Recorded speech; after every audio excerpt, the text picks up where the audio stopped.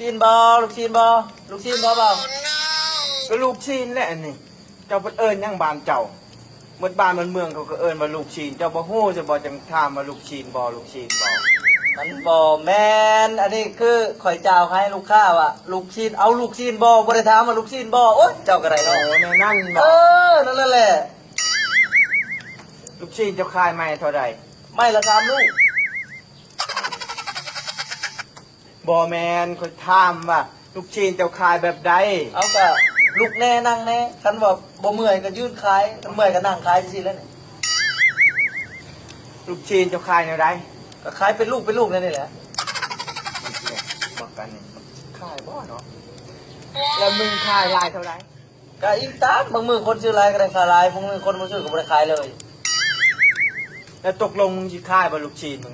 ขายแหละสิเอาบ่ล่ะ กูบ่เอากูสิซื้อ สิซื้อจักไหม ไม่กูบ่ซื้อกูสิซื้อลูกชิ้น เอาหมดนี่เลยนี่เอาเนาะเอาหมดนี่เลยเอา25,000เอา เอาหมดนี่เลยเอา บ่ต้องทอน พอในไหน20,000นี่บ่ทันได้พอนี่ไหน ย่ากูเอา บ่ทันพอได้เปล่าบ่ทันพอโอ้ยเนาะ